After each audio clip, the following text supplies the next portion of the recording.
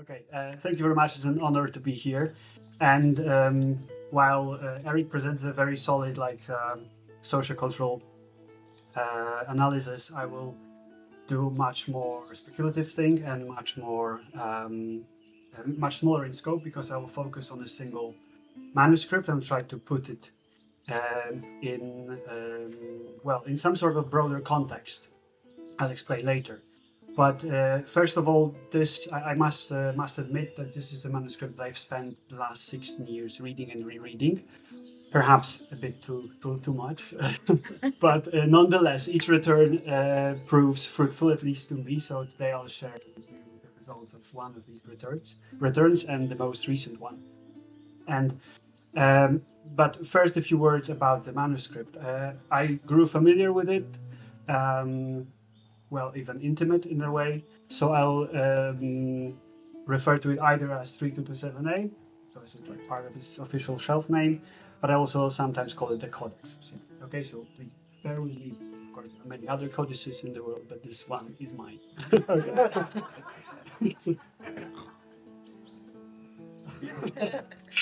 At least a little bit. Okay, so now a few words about the manuscript. It's a German manuscript. It's one of those that Eric mentioned, which is still considered the earliest witness to this in our tradition. Rainer Welle proposes slightly later dating that's visible on the slide, which is quite likely. But generally, it's dated somewhere along these lines, the very late 14th century or the beginning of the 15th century. And it's part of the so-called Mishnah tradition, of which Eric told us quite a lot about. And it's interesting because, it's interesting to a wider range of scholars than just historical European martial arts scholars, because the fight book is only part of its content, because it's a larger compilation that contains culinary recipes, magical recipes, kitchen warfare, magical tricks, astrology, and instruction how to build an astrolabium, and like lots of different kind of stuff. So many different scholars already dedicate some attention to it, and this characteristic that I present you here very briefly is based on their insights as well as my own research. So here I want to narrow down my scope to the fight bookish content of this manuscript, mostly, and this is what I'll be referring to, because today I'm specifically interested in the kind of teaching project that this book was, because it's explicitly framed as something that's directed towards the reader interested in learning how to fight, or at least improving their understanding of how to fight. So it has instructional purpose, intention, but it is also clearly infused with moral didacticism. So it's not only instructional, it is also didactic, and I want to draw our attention to this for a while. And it also deals with combat, but it nuances it. In particular, it creates a conceptual divide between what can be called agonistic combat, that is combat which involves competition, but not competition to the death, so to say, and antagonistic combat, which is the opposite, right? Playing it out rough until the bitter end. And these two modes of combat require specific approach to teaching, and this teaching is today's focus. Now, my claims, I'll put them forth now and then I'll expound on them in the rest of the presentation, is that the 3227A consciously takes up the challenging task of trying to teach a mechanical art, which is fighting, through the written medium, through text. And this is something, as I'll argue later, something quite new at the time, because if we are talking about the late 14th century or the beginning of the 15th century, it's just the beginning of a boom in literacy outside of the clerical circles to the north of the Alps. And the boom is quite intense, as probably many of you know from your own research, and also Eric showed like what were the consequences and the mechanisms between the way this boom influenced martial teachings.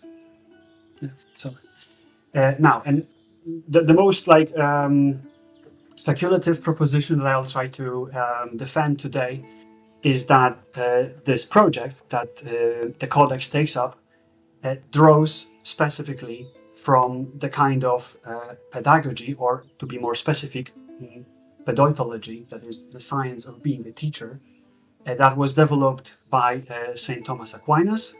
So I would refer to it as Thomistic pedagogy. And the three like pillars or three main assumptions of this pedagogy was that the primary cause of learning is always God, but teacher is like an intermediary. So he is, in Aquinas terms, he would be called the instrumental cause. So like a middleman, so to say. And signs, meaning words, spoken or written, as well as illustrations, are understood as a reference to some reality outside of the text. And these three pillars form the foundation of Thomistic pedagogy. Excuse me, I don't know why this happened. Okay, I don't know why it disappears. Anyway, the third thing that I wanted to have on this slide is that while the Codex realizes this project, it consciously focuses on what Thomas Aquinas would call principles or principia, rather than conclusions, or in Latin conclusiones. And in martial terms, it's focused on presenting and explaining mechanisms or principles behind efficient fighting, rather than presenting examples of martial applications or techniques.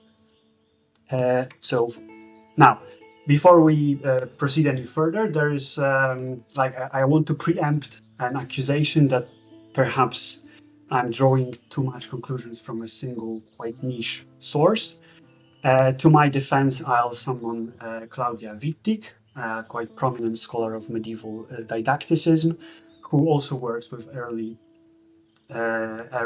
vernacular German didactic texts, which are, in her words, fragmentary, in that they are often unfinished or incomplete, partially preserved. So they are like internally fragmentary, but they're also fragmentary in the sense that they are just like Eric showed. They are just like reminders what survived of a larger discourse, right? So they are parts of a greater whole, which is not preserved, but they are in a way witnesses to this whole, and are still as such valuable. So I will stick to this and proceed with my project. Now, as I told you before, this manuscript has already been studied, not only by Eric, but earlier by other scholars, and what they, including also Daniel Jacquet or Kevin Delap,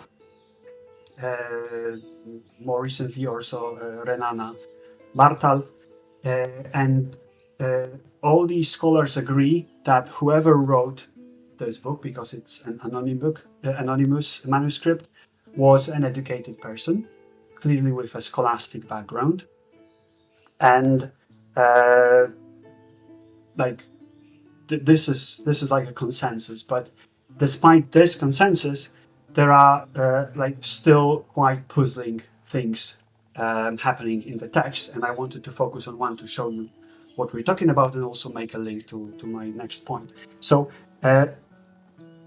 the most scholastic thing present in the Codex is a direct quotation from Aristotle, and this quotation is allegedly from the book, which is spelled in the manuscript as you see on the screen, Carmenias, which is likely because we have attested examples of the same spelling elsewhere in very competent university-based sources like this Expositio by Tartareus Petrus. So it's like a garbled or corrupted spelling of perihermeneias, which is de interpretatione in Latin, or on interpretation, which is a legitimate, actual Aristotelic text. The problem is that the words that are allegedly quoted from this work, opposita iuxta seposita magis elucescunt, vel opposita oppositis amantur, are nowhere to be found in Aristotle's original work. So this sends scholars on a hunt for this quotation, to pinpoint its source. And they've been largely unsuccessful. Michael Chichester, writing in 2021, stated that there is no match in Aristotle's writings. Kevin Delap found a similar quote in Sophistical Refutations, which is one of Aristotle's works, but not in Perihermeneias. And Daniel Jacquet found no matching quote in the so-called Organon, which is like the collected package of Aristotle's works, but he found like interesting parallels to his concept of the square of opposition. Also, Renana Bartal found out that the exact words have been used not by Aristotle, but by Bonaventura, a 13th century Latin, Christian Latin thinker, who was translating one of the passages of Aristotle, but again, not from Perihermeneias, but from Problemata, so yet another word. So there's like a lot of confusion there. And now, what I wanted to point out here is that what perhaps the previous scholars overlooked is that in the text, this is like quotation from the Codex, we see that he actually says that what he tries to support comes from auctoritas, which of course could mean Aristotle himself as the authority. But it so happens that at the time the Codex was likely written, Aristotle's works were not widely available in the original. They circulated as summaries, often in the form of the so-called Floriregia, which were like collections of paraphrases of certain passages from Aristotle's works, coined by commentators such as St. Augustine, Bonaventura, or later also Saint Thomas Aquinas. And it's interesting to see that one of the most popular Florilegia was called Auctoritates Aristotelis, and it contains the exact quote found in manuscript 327a, so it's like a potential source, a secondary source for this Aristotle's quote. But for me, it's even more interesting that a similar, but not exactly the same phrasing is used by Thomas Aquinas in his commentary, or the so-called expositio, of Perihermeneias of Aristotle. So I would like to use this to signal that perhaps the author of the Codex actually took this quote from some kind of Florilegium using Thomas Aquinas' rendition of Perihermeneias that did not survive today, like many of these Zettel that Eric talked about. So this brings us to Thomas Aquinas. So I characterize his approach to teaching very briefly, but now I just wanted to clarify two things. Thomas Aquinas was not specifically interested in didacticism or pedagogy for its own sake. He was sort of forced to deal with this topic because of a conflict that broke out at the University of Paris. And the conflict was between the lay professors and the professors recruited from the mendicant orders, monastic orders, and especially the Dominicans, of which Thomas Aquinas was a member. And the bone of contention was whether teaching can be reconciled with the vocation of a mendicant monk. And this was the conflict between the so-called vita contemplativa and vita activa, or like the contemplating life and the active life, with the mendicant monks with their like public-facing attitude, their preaching, and their openness to social issues was considered the active life, while teaching at the time, seen from the lens of St. Augustine's pedagogy, was seen as par excellence vita contemplativa, because all teaching was done by God. The consensus, academic consensus, was that no man can actually be called a teacher, because no man can produce knowledge in another. This was the sole prerogative of God. So all teaching was in fact contemplation by the student, and the so-called teacher only helped them recall what God already sort of inserted in them at the beginning. And this was something that Thomas Aquinas decided to dismantle, to show that vita contemplativa and teaching are not mutually exclusive. Vita activa and teaching are not mutually exclusive. And this is why he wrote the so-called De Magistro, or On the Teacher, which is actually not a separate book, but it's a part of the larger treatise De Veritate, or On the Truth. Okay, but I'll use this interchangeably in this presentation. And now, very briefly, I characterize his approach, but here are two quotes. A man is said to cause knowledge in another through the activity of the learner's own natural reason. And now, this is the trick that Thomas Aquinas did to do the job, because he agreed that teaching wouldn't be impossible without God's direct intervention, because God equips people with natural reason that helps them understand the very basic rules on which logic and other reasoning is based. But God also creates the material world, which is like a repository of knowledge.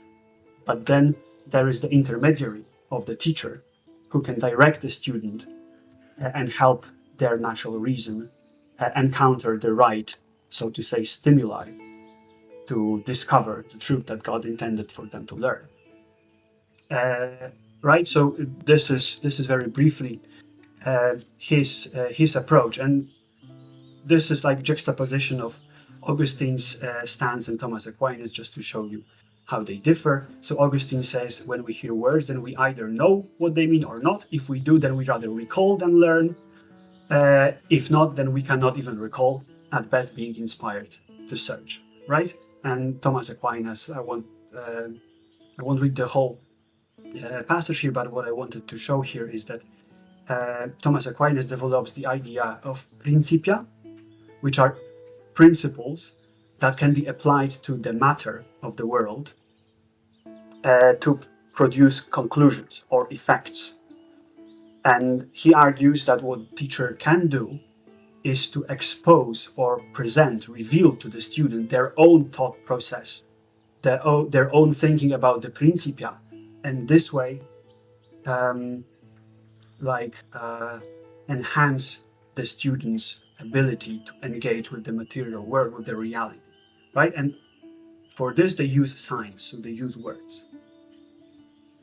All right, and this is a quote that was also used by Thomas Aquinas, and this quote is from Aristotle. Nihil est in intellectu quod non prius fuerit in sensu, meaning nothing is available to the intellect that has not first been available to the senses. Okay, we've done this. Now, I wanted to move on to the Codex and this book's project of teaching a mechanical art, that is, art of fighting, through text.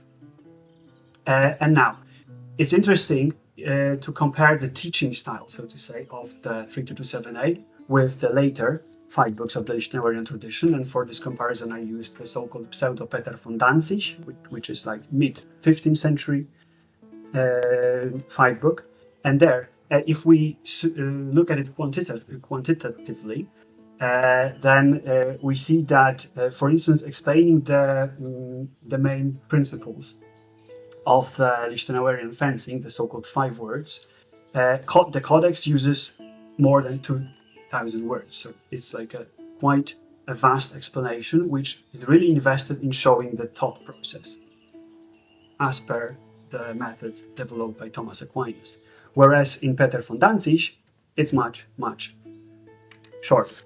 Right? So the larger folio is one of 7 folios dedicated to the topic, and all are as densely written, while the same content fits on a single page, not very tightly taken by letters in the other treatise. Now, there's also qualitative difference. In some other passages, the quantitative ratio is reversed. That is, the codex seems more concise, while the Peter von Danzig is more elaborate. But if we look at what they are describing, there is a qualitative difference, because while Peter von Danzig takes so much time, so much space, because it tries to very precisely describe action by action, a sort of choreography, in which the opponent is in a way playing along. He's doing only the expected things. There is no trouble to troubleshoot. Everything is sort of choreographed. Whereas the Codex acknowledges the chaotic nature of fighting and acknowledges that there will be troubles that cannot be predicted while I write. So it focuses on describing the principle and the thought process, sort of algorithm that will help the student deal with the unexpected based on the principles, or the principia, as Thomas Aquinas would call it. Also, the Codex says about learning how to fight: consider and debate matters in your mind and practice them even more in play, so that you understand them in earnest fencing, that is, fencing to the death. Practice is better than art, because practice could be sufficient without art, but art is never sufficient without practice. And Aquinas says, one cannot know the thing, that is the real world, through the sign, hence knowing the thing is better than knowing the sign, which is quite a parallel wording. And also, when the Codex speaks about Lichtenauer and his art, it also foregrounds the fact that this art is correct and complete, which is also something Thomas Aquinas specifically acknowledged about knowledge in general, but also about art, understood as knowledge about action, physical action. And the author of the Codex goes as far as to say that I would like to see anyone who could invent and perform legitimate strike or play that falls outside of Lichtenauer's art. While Aquinas says the teacher's knowledge, scientia, is the force of principle guiding someone in teaching another, just like the art is the force of principle, or principle guiding someone in action. So this allows the author of the Codex to frame Lichtenauer's system as universal and complete, a true kind of generative knowledge, which Thomas Aquinas would call scientia, and not just a bag of isolated tricks or conclusions. Right. So at the very end, I wanted to draw attention to a pretty famous quote from this manuscript, which also makes it unique in the Lichtenauerian tradition, because, and this is what sparked my attention, the author there specifically acknowledges that what he's doing is actually very challenging and perhaps impossible, but he did it nonetheless. He, very early in the manuscript, he says, now notice and remember that you can't speak or write about fighting, and explain it as simply and clearly as it can be shown and taught by hand. But then he goes for another 40 folios trying to do the very same thing. Right? And as a finisher, because I've already run out of time, I wanted to show the corresponding quote from Aquinas that perhaps was the source of hope for the author of the Codex, because Aquinas says, moreover, if a man teaches, he does it only through signs. Because even if he seemingly taught something through the thing itself, for example, if he responded to the question, what is walking, by walking, this would not be sufficient for teaching without a sign. Right? So with this, I would finish. Thank you very much.